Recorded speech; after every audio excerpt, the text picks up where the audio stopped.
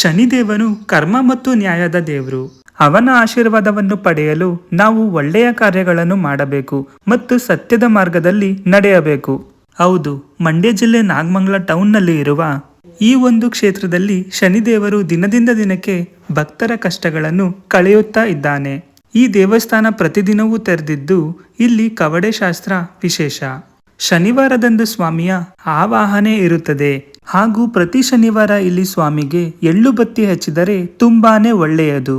ಹೊರಗಡೆಯಿಂದ ಬಂದಾಗ ಬರೀ ನಾವು ಏನೋ ಮುಂದೆ ಮಾತ್ರ ಕಾಲು ತೊಳಿತೀವಿ, ಹಿಂದೆ ತೊಳೆಯೋದೇ ಇಲ್ಲ.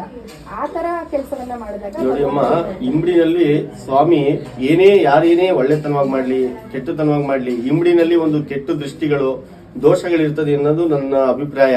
ಅದು ಇಂಬಡಿಗೆ ನೀರ್ ಹಾಕೊಂಡು ಬರ್ದೇ ಹೋದ್ರೆ ಆ ಸ್ವಾಮಿ ಒಂದ್ ಸ್ವಲ್ಪ ಎಗ್ಲೇರಕ್ಕೆ ಒಂದ್ ಸ್ವಲ್ಪ ಜಾಗ ಸಿಗ್ತದೆ, ಅವ್ರಿಗೆ ನಮ್ಮ ರಾಶಿ ಬರೋಕೆ ಒಂದ್ ಸ್ವಲ್ಪ ಜಾಗ ಸಿಗ್ತದೆ ಅನ್ನೋದು ಬಹಳ ಬೈಕೋಸ್ಕರವಾಗಿ ಇಂಬಡಿ ತೊಳೆದು ಮನೆ ಒಳಗಡೆ ಬನ್ನಿ ಅಂತ ಹೇಳಕ್ ಇಷ್ಟ. ನಮ್ಮ ಪಾಪ ಹುಷಾರಿರ್ಲಿಲ್ಲ, ಇಲ್ಲಿ ಬಂದ್ಮೇಲೆ ಹುಷಾರಾಯ್ತು. ಏನ್ ಸಮಸ್ಯೆ ಆಗಿತ್ತು ಅಮ್ಮ? ಕಿಡ್ನಿ ಪ್ರಾಬ್ಲಮ್ ಆಗಿತ್ತು. ಡಾಕ್ಟ್ರು ಆಗೋದೇ ಇಲ್ಲ ಅಂತ ಹೇಳಿದ್ರು.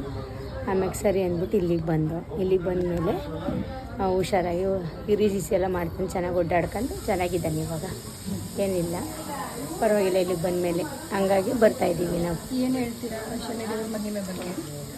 ಆ ಯಪ್ಪನ ನಂಬಿ ಬಂದರೆ ಒಳ್ಳೇದಾಗುತ್ತೆ ಎಲ್ಲ. ಈ ಭಾನುವಾರದಿಂದ ನೆಕ್ಸ್ಟ್ ಶನಿವಾರ ಗಂಟನೂ ನಾವು ಡೈಲಿ ಕವಡೆ ಶಾಸ್ತ್ರ ಹೇಳ್ತೀನಿ. ಬೆಳಗ್ಗೆ 10 ಗಂಟೆಯಿಂದ ಮಧ್ಯಾಹ್ನ 2 ಗಂಟೆವರೆಗೂ ಕವಡೆ ಶಾಸ್ತ್ರ ಹೇಳ್ತೀನಿ. ಶನಿವಾರ ಮಾತ್ರ ಸ್ವಾಮಿ ಆವೇಶ ಇರ್ತದೆ. ಆವೇಶ ಇದ್ದಾಗ ಅವ್ರನ್ನ ಕೇಳ್ಕೊಂಡು ಹೋಗ್ಬೇಕು ಸ್ವಾಮಿಯವ್ರನ್ನ. ಇವತ್ತು ನಾವು ಕವಡೆ ಶಾಸ್ತ್ರ ನಾನು ಏನ್ ಹೇಳ್ತೀನೋ, ನನ್ಗೆ ಬಂದಿದ್ದು ಮನ್ಸಿಗೆ ಸ್ವಾಮಿ ಕೊಟ್ಟಿದ್ದನ್ನ ಅಲ್ಲಿ ಏನ್ ಬರ್ತದೋ ಅದನ್ನ ಹೇಳ್ತೀನಿ. ಅದು ಇವತ್ತಿನವ್ರಿಗೆ ಯಾರು ಸುಳ್ಳು ಒಂದಿಲ್ಲ, ಎಲ್ಲ ನಿಜ ಅನ್ಕೊಂಡು ಅವ್ರ ಪರಿಹಾರನ ಅವ್ರು ಮಾಡ್ಕೊಂಡು ಹೋಗಿದ್ದಾರೆ. ನಮ್ಮಪ್ಪ ಕೇಳೋದೊಂದು ಹಾರ ಮತ್ತು ಎಳ್ಳಾರ್ತಿ ಕೊಡಿ ಅಂತ ಕೇಳ್ತಾನಯ್ಯಪ್ಪ. ಅದು ಬಿಟ್ಟರೆ ಏನು ದುಡ್ಡು ಕಾಸೆಲ್ಲ ನಮ್ಗೆ ಅಷ್ಟೇ ಬೇಕು ಇಷ್ಟೇ ಬೇಕಂತೇನು ಕೇಳಲ್ಲ. ನಮ್ಮ ಭಕ್ತಿಯಿಂದ ನಾವೇನು ಕೊಡಬೇಕು ಅದನ್ನು ನಾವು ಮಾಡ್ತೀವಿ ಅಷ್ಟೇ. ವ್ಯವಸ್ಥೆ ಎಲ್ಲ ಹೇಗಿದೆ ಇಲ್ಲಿ ಬಂದ ಭಕ್ತಾದಿಗಳಿಗೆ? ಪ್ರಸಾದ ಎಲ್ಲ ಕೊಡ್ತಾರೆ. ಮನೆಯಲ್ಲಿ ಶ್ರೀಚಕ್ರವನ್ನು ಇಡುವಂತದ್ದು ಎಷ್ಟು ಪರಿಣಾಮಕಾರಿ, ಎಷ್ಟು ಒಳ್ಳೇದಾಗುತ್ತೆ ನೋಡಿ ನಮ್ಮ ಶ್ರೀಚಕ್ರ ಅನ್ನತಕ್ಕದ್ದು ಅವನು ವಿಷ್ಣು ಸ್ವರೂಪ. ಶ್ರೀಚಕ್ರ ಅಂತಕ್ಕದ್ದು ವಿಷ್ಣುಗೆ ಸಲ್ಲಿರ್ತಕ್ಕದ್ದು. ಅವನು ತಗೊಂಡೋಗಿ ಆ ಶ್ರೀಚಕ್ರನ ಮನೆಯಲ್ಲಿ ಇಟ್ಟು ಪೂಜೆ ಮಾಡೋದ್ರಿಂದ ತುಂಬಾ ಎಂತ ಕಷ್ಟ ಇರಲಿ, ಯಾರೇನ ಮಾಟ ಮಂತ್ರ ಮಾಡ್ಸಿರ್ಲಿ, ಕೆಟ್ಟ ದೃಷ್ಟಿ ಬೀರಿರ್ಲಿ, ಅಣ್ಣ ತಮ್ಮದಿರು ಒಡೆದೋಗೋರೆ ಎಂದಿರ್ಲಿ, ಆ ಕೇಸು ಕೋರ್ಟಲ್ಲಿ ನಡೀತಾ ಇರ್ಲಿ, ಎಲ್ಲಾನು ಕೂಡ ಅದು ಗೆದ್ಕೊಂಡ್ ಬರೋಕ್ಕೋಸ್ಕರವಾಗಿ ನಾವು ಪೂಜೆ ಮಾಡಿ ಕೊಡ್ತೀವಿ.